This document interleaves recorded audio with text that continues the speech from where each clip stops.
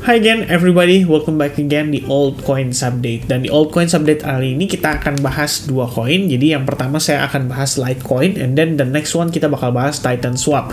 Titan Swap ini to be honest saya nggak terlalu banyak tahu ya seputar fundamentalnya. Jadi mungkin price actionnya nanti akan saya lihatkan ya seperti apa agak di akhir dari video LTC ini. Dan salah satunya yang nanti rencananya mau saya bahas juga adalah Bitcoin Cash, but probably itu akan berada di video altcoin terpisah atau mungkin pada saat live streaming ya. Rencananya saya akan adakan either di hari Kamis atau di hari Jumat.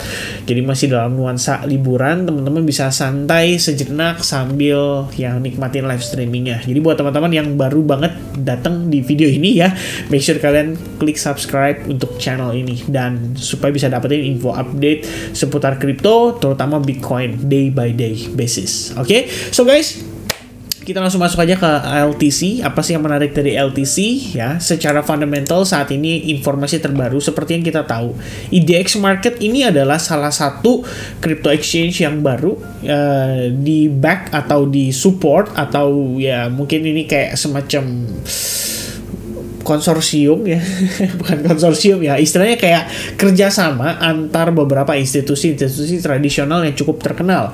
Ada Charles Schwab, kemudian ada Citadel Securities, Fidelity Digital Asset ya, Paradigm, Sequoia Capital dan lain-lain ya. Jadi IDX Market ini dipercaya membawa sentimen yang sangat positif karena beberapa yang di highlight itu salah satunya yang cukup terkenal adalah Fidelity dan Citadel ya. Kedua ini cukup oke banget ya di kalangan institusi tradisional terutama yang memberikan servis di bidang finansial.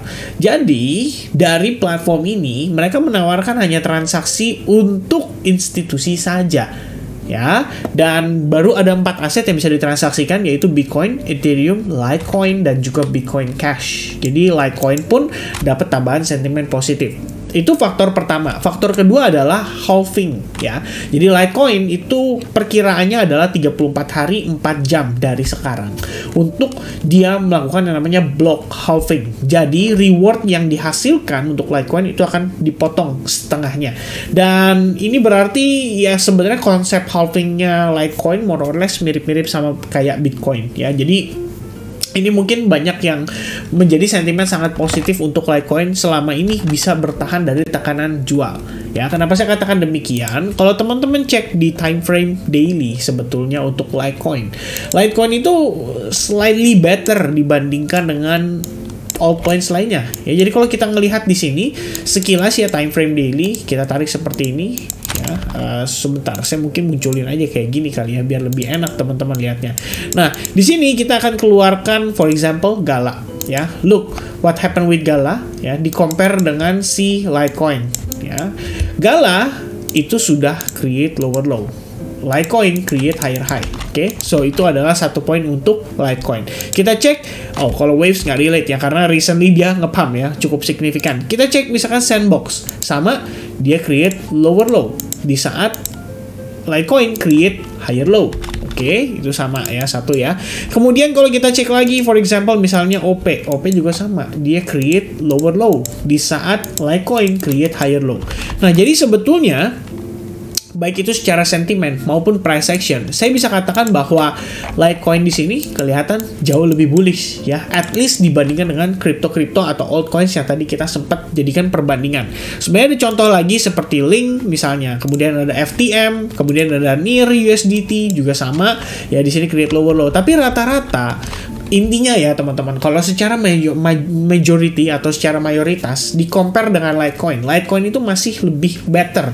Dari segi sentimen pun kelihatannya itu yang mensupport Litecoin untuk bisa tetap mempertahankan tekanan, maksudnya mempertahankan harga dari tekanan jual. Ya, jadi kalau kita lihat di sini, ketika selling pressure masuk akibat case terakhir ya, di mana Binance US itu dituntut SEC, recovery-nya cepat banget ya, hanya dalam beberapa hari saja. Dan selama 3 hari terakhir, termasuk Sabtu, Minggu, dan Senin, kita ngelihat LTC itu tertekan oleh sellers atau bear. Tapi posisi LTC itu belum mampu men-take out low candle yang terbentuk pada hari Jumat lalu. Jadi secara tidak langsung kalau kita lihat di sini, 1 bar hijau besar, 3 bar merah kecil. Ya, di sini berarti ini adalah proses koreksinya. Yang saat ini, kalau misalkan daily time frame pada Litecoin berhasil close dengan bull candle, dan lebih baik lagi kalau misalkan bisa makan high low dari candle sebelumnya ya, itu akan memberikan semacam konfirmasi bahwa LTC di time frame yang kecil itu membentuk yang namanya support di level tersebut. Jadi kalau misalnya kita lihat LTC sejauh ini, saya ngelihatnya ada kemungkinan kita membentuk semacam descending channel, bisa aja dia mengalami rejection dan akhirnya kembali lagi untuk testing ke channel bagian bawah, atau kalau misalkan LTC-nya strong banget, either dia konsolidasi dan akhirnya mengalami breakout pada si trend line tersebut. Itu akan memberikan konfirmasi yang jauh lebih baik untuk LTC untuk bisa rebound kembali. Kalau kita lihat di time frame hourly-nya, ini proses koreksi dan ini adalah demand zone-nya yang tadi kita sempat mention atau sempat kita marking di time frame daily. Nah, sebelum LTC mengalami rebound yang sangat impulsif, Anda bisa lihat di sini terbentuk inverted head and shoulders, dan setelah breakout pada candle ini, harga LTC itu nanjak sangat signifikan. Sebelumnya kita sempat create base juga ya, kalau kita lihat di time frame 1 jam. Kenapa? Karena di sini ada rejection dan harga sempat terkonsolidasi di bawahnya. Oke, kita lihat di sini ada konsolidasi. Nah, setelah battle antara buyers dan sellers, akhirnya buyers mendominasi pergerakan dan mampu create yang namanya higher high pada LTC. Jadi, asumsi saya adalah ini merupakan area demand zone yang penting, sangat penting bahkan untuk LTC bisa mempertahankan momentum bullish-nya. Nah, sejauh ini, seperti yang tadi saya mention ya, kita lihat di time frame daily, ini adalah highest pada pergerakan hari Senin. Ya, itu ada di kisaran 90,33 dolar. Oke, saya taruh drag di sini ya, kira-kira biar teman-teman ada gambaran 90,25. Kalian bisa lihat di bagian atas kanan ya, kira-kira seperti ini. Ini 90,25. Gak cuman highest pada hari Senin, tapi juga highest pada hari Minggu. Jadi memang kalau kita lihat di sini, ini LTC lagi struggling ya untuk berusaha men-take out area tersebut. Dan yang ada adalah berdasarkan pergerakan tadi jam 8, 9, dan 10 malam, yang kita lihat justru LTC malah seperti terkena rejection pada trendline ini. Yang akhirnya membuat LTC itu meng-create yang namanya lower high. Ya, jadi sebetulnya kalau kita ngelihat progres kayak gini, ini berarti belum siap ya untuk benar-benar launch atau betul-betul rally kembali menguat sehingga berhasil break terhadap beberapa area key level pada si LTC. Nah, kalau lihat sekarang posisinya teman-teman, dia turun impulsif hanya 3 candle, dia naiknya korektif, butuh proses. Ya, butuh proses yang cukup panjang dan setelah itu kembali mengalami rejection ya, cukup signifikan. Nah, buat saya di LTC, saya nggak ada pertimbangan untuk melakukan short selama demand zone belum berhasil di breakout. Itu take note-nya atau note paling pentingnya. Dan saat ini, selama LTC juga belum berhasil breakout dari trendline dengan impulsif dan juga dengan dukungan dari volume, maka saya tidak akan mempertimbangkan untuk buy LTC terburu-buru juga.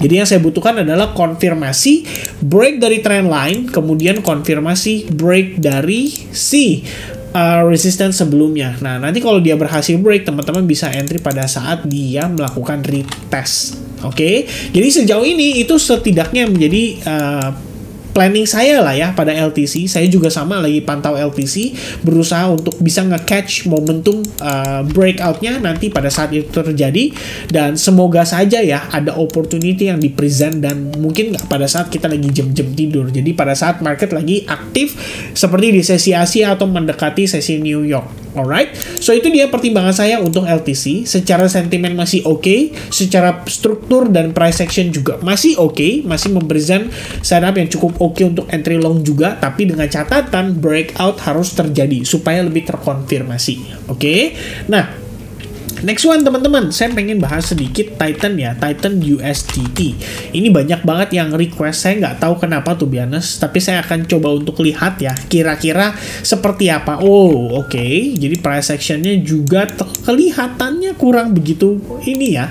Kelihatannya kurang begitu besar ini kalau dari sisi market cap ya, tampaknya. Dan yang saya perhatikan sejauh ini Titan Swap itu cukup wow, oke. To be honest, ini spontan ya, reaction spontan. Saya nggak ada preparation sebelumnya. Yang saya lihat pada si Titan Swap sejauh ini adalah respect. pada EMA 21. Anda bisa lihat di sini. EMA 21 belum ada cross up sama sekali sejak tanggal 14 Januari 2023. Itu pun cross up hanya terbatas untuk testing ke previous high-nya saja. Habis itu rejection kembali terjadi. Nah, untuk teman-teman yang mungkin bertanya seputar Titan Swap, tuh biasanya saya nggak tahu reason belinya apa, mungkin karena faktor fundamentalnya, dan saya nggak pelajari juga untuk Titan Swap ini fundamentalnya seperti apa. Tapi kalau misalkan kita berbicara untuk kapan Titan Swap bisa kembali bullish, I think this is your indicator ya. Jadi di mana Titan Swap kalau misalkan berhasil break pada high ini baru kita berbicara ada possibility untuk dia mengalami reversal. Jadi selama ini belum berhasil di breakout, wah sabar-sabar ya teman-teman sekalian, karena yang saya lihat secara struktur dia create lower high lower low sequence dan cukup rapi ya. Lower high lower low, lower high lower low, lower high lower low, lower high lower low. Kalau dia naik pun mungkin bisa jadi semacam lower high-nya aja ya. Nah, jadi teman-teman sekalian, itu dia setidaknya untuk sharing analisis saya seputar Titan Swap. I'm really sorry kalau misalkan nggak banyak yang bisa saya bahas di sini karena memang kelihatannya buntutnya juga panjang-panjang ya. To be honest, serem banget kalau transaksi yang seperti ini. Ini kalau buat saya sih. Coba saya cek ya. Yang lain apakah sama atau tidak. Kalau misalkan sama, waduh, yang ini lebih parah lagi. Nggak bisa dilihat apa-apa ya. Maxi. Oke, is it? Ya, lebih kurangnya sama lah ya teman-teman sekalian. Sedikit berbeda. Well, oh ini beda ya teman-teman. Iron Titanium. Sorry. Oh iya. Sama ya soalnya ya code-nya ya Titan USDT. Atau memang sama? Harusnya sama ya. Tapi secara price sih beda ya. Kalau Titan di sini terlihat lebih banyak buntutnya ya. Jadi ya, tuh biasanya saya bingung ya kalau ditanya ini gimana pemanfaatannya. Yang saya lihat sejauh ini adalah struktur sellers yang sangat mendominasi harga. Mungkin sesekali bisa digoreng ya sama whales-nya kayak gini, tapi itu gorengan aja teman-teman. Jadi semestinya secara price action hal tersebut tidak akan mensupport pergerakan ya, malah jatuhnya lebih ke mudah untuk dimanipulasi. Kalau saya sih prefer untuk menjauhi koin-koin seperti ini karena resikonya nggak sepadan untuk kita pertahankan. Itu kalau saya ya teman-teman sekalian. Oke, so I think that's it everybody. Kita udah bahas tentang Litecoin, kita udah bahas tentang Titan Swap walaupun sekilas ya. Tapi kalau misalnya teman-teman interested untuk tahu lebih jauh ya, make sure kalian type di kolom komen. Mungkin saya coba cari tahu. Dan berikutnya untuk altcoins yang setelah ini kita mungkin akan bahas Bitcoin Cash karena memang masih ada hubungan juga dengan si DX Market. So ya, kita akan coba lihat price actionnya dan seberapa menarik Bitcoin Cash untuk kita follow up. I think that's it everybody. God bless buat teman-teman semuanya. Have a nice day, have a nice holiday, and see you guys soon ya di live streaming dan juga di update berikutnya. Cheers guys, bye bye.